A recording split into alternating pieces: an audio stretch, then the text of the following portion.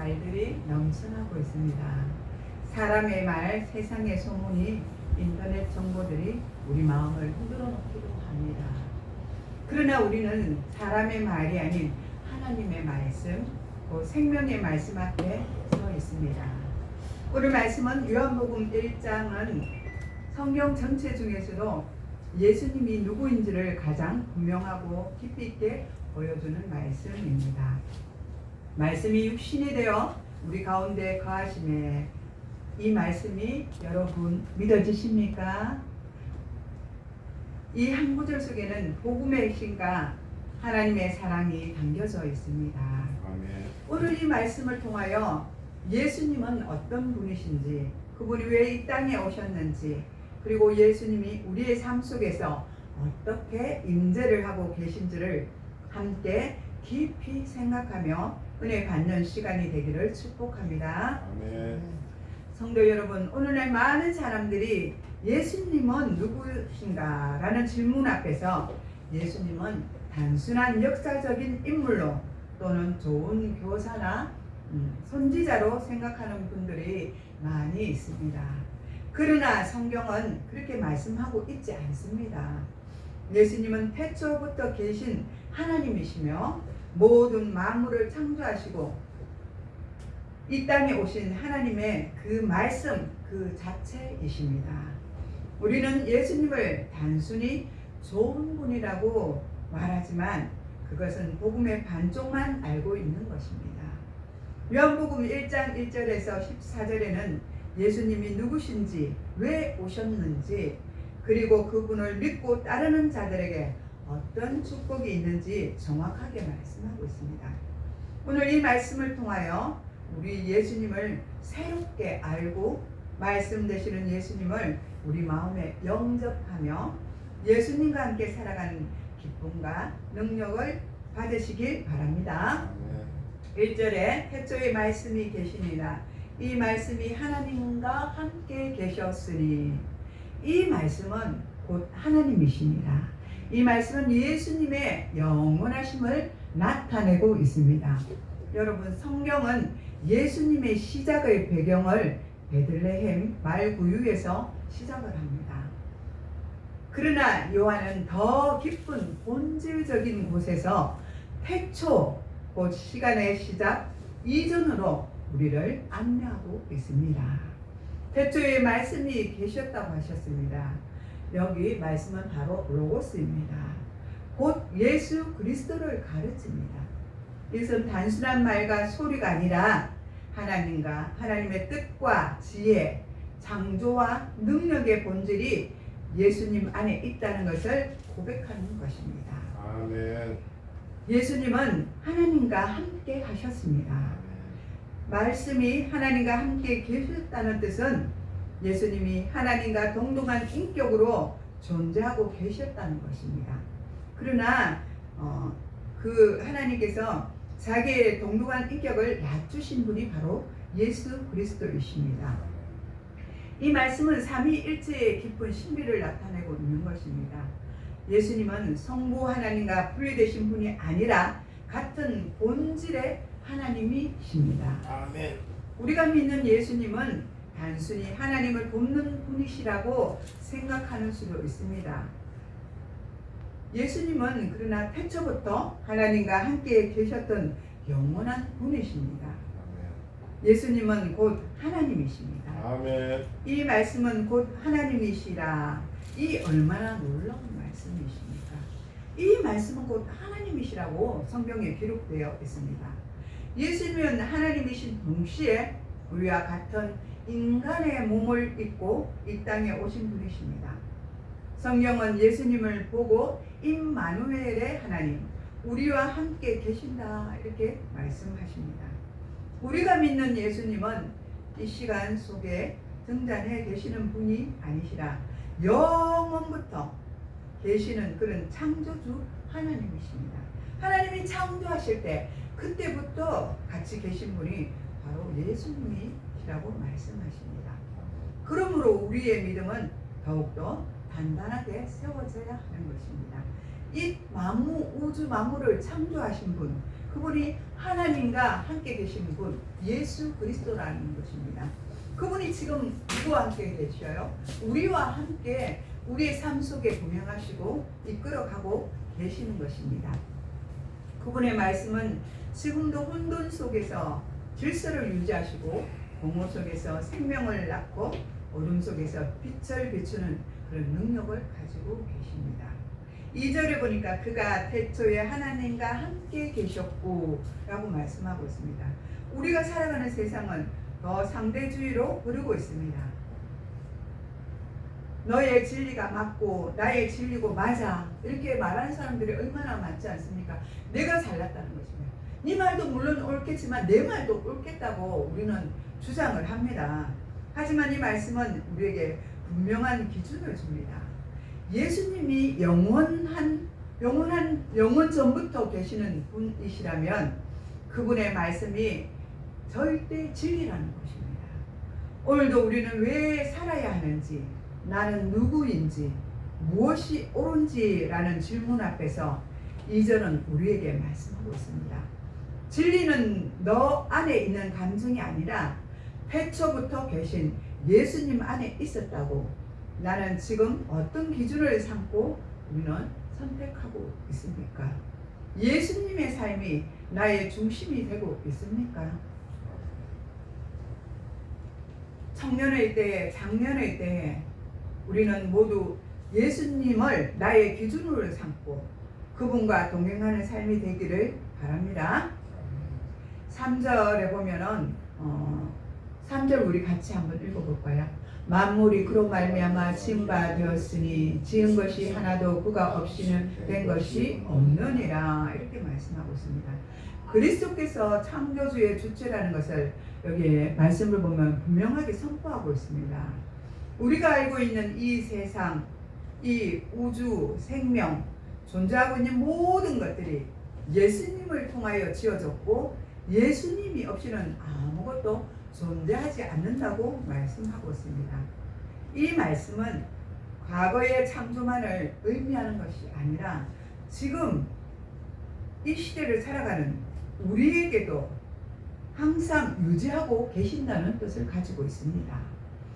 4절에 보니까 4절 한번 같이 읽어볼까요? 그 안에 생명이 있으니 이 생명은 사람들의 빛이니라 이렇게 말씀하고 있습니다. 여러분은 예수님은 빛이라고 말씀하셨습니다.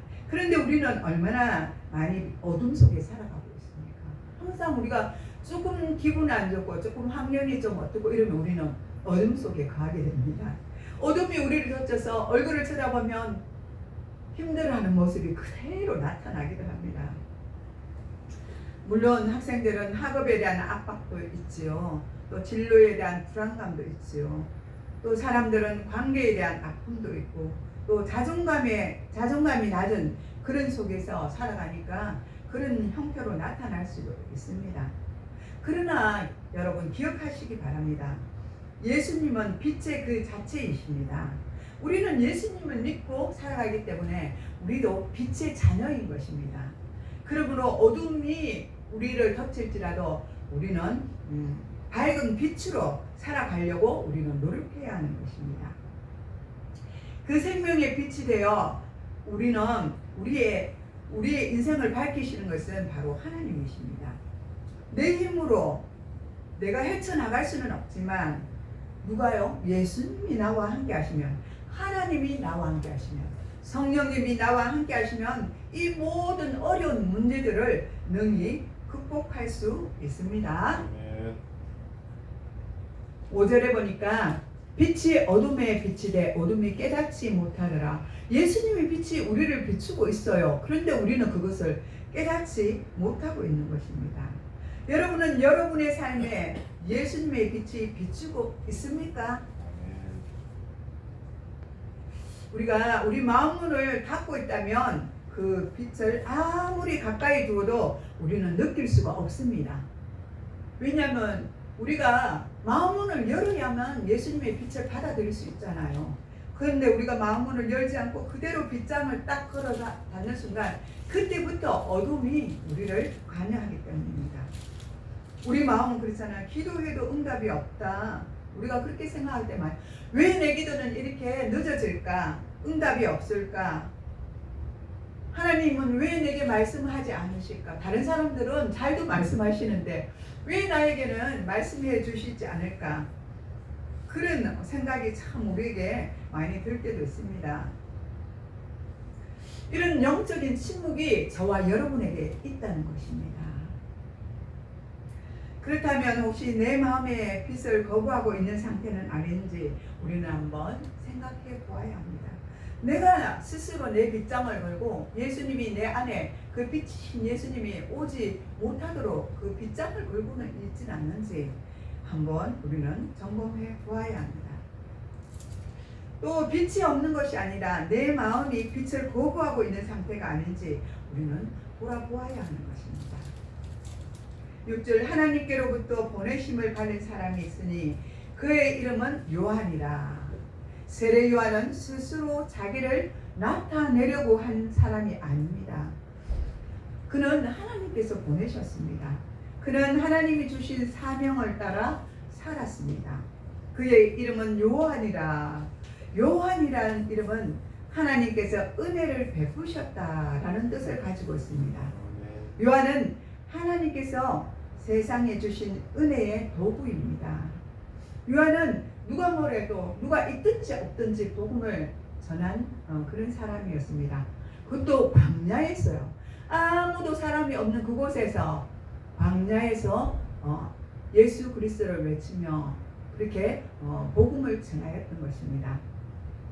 우리는 어때요? 우리는 조금만 힘들면 어려우면 복음을 전하지 않으려고 하는 때도 참 많이 있습니다.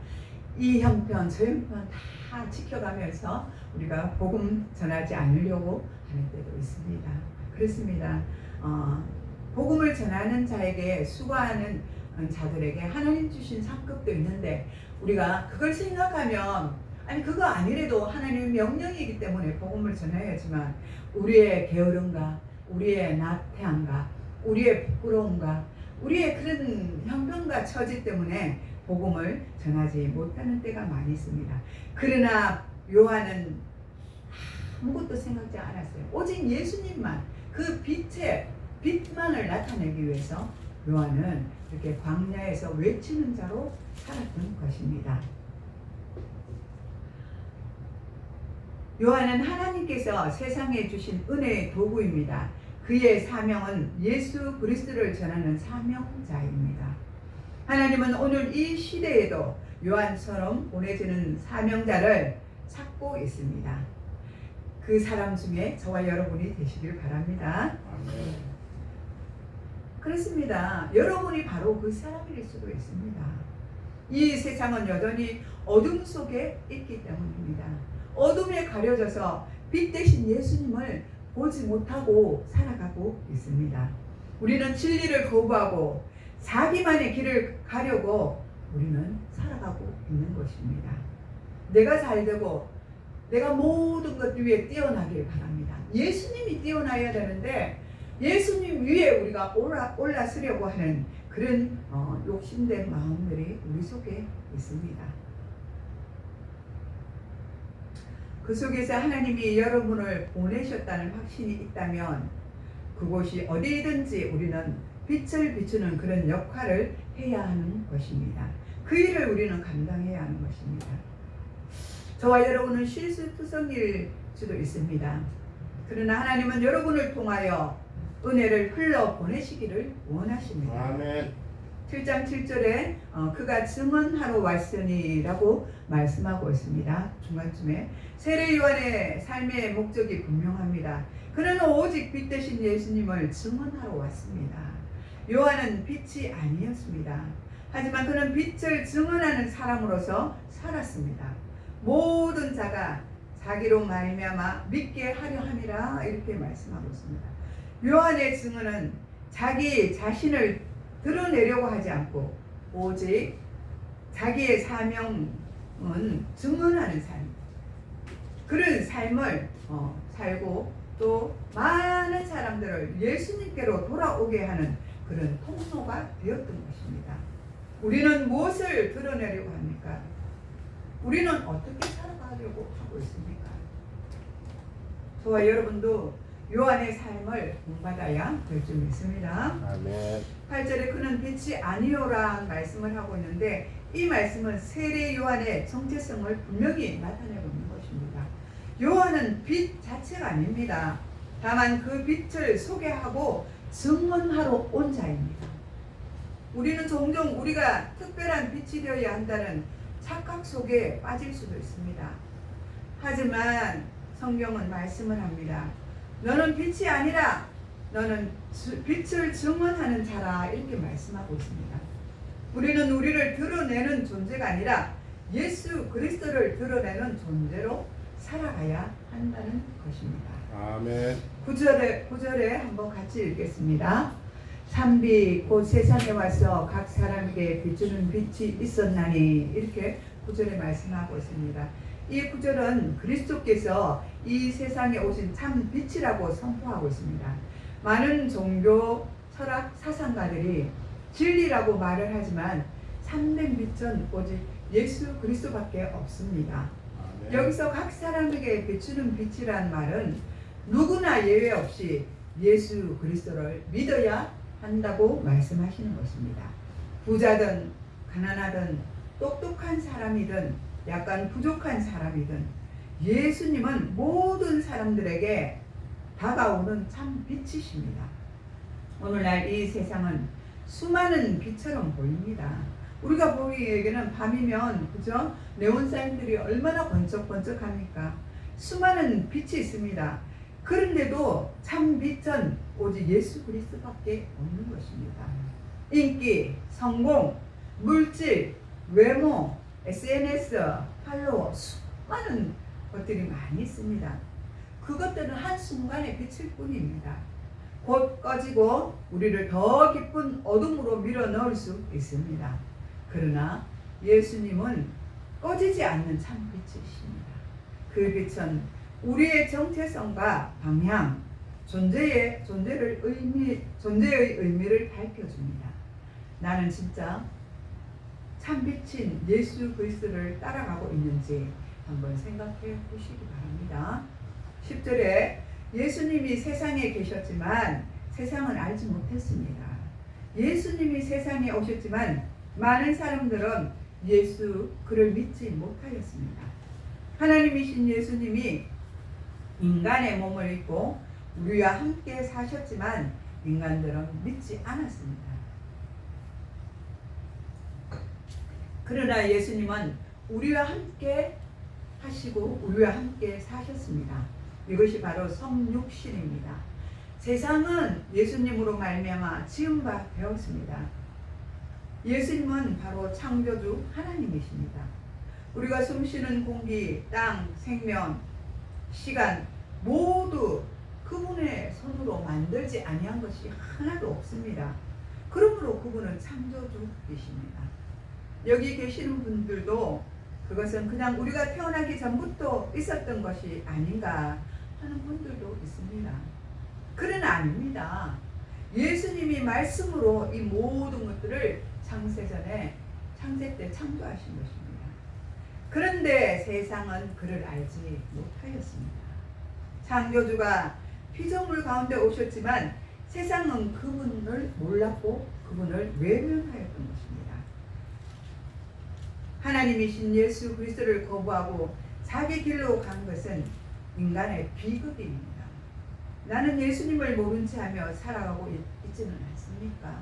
우리가 예수를 믿고 있지만 예수님과 나는 별개다고 생각하고 있지는 않습니까? 한번 우리가 생각해 보아야 될 점 있습니다. 11절에 보니까 같이 읽겠습니다. 자기 땅에 오매 자기 백성이 영접하지 아니하였으나 이렇게 말씀하고 있습니다. 예수님을 영접한 자는 하나님의 자녀가 된다고 분명히 말씀하셨습니다.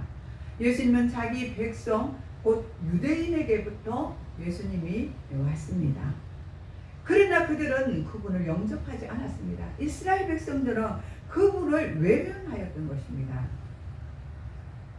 그들은 하나님을 기다렸지만 정작 하나님이 이 땅에 오셨을 때 그들의 눈이 멀었고 그들의 귀가 막혀진 상태였고 그들은 하나님을 보지 못하였습니다. 예수 그리스도를 보지 못하였던 것입니다. 오늘날 우리도 교회는 다니지만 진심으로 예수님을 영접하지 않는 사람들이 참 많이 있습니다.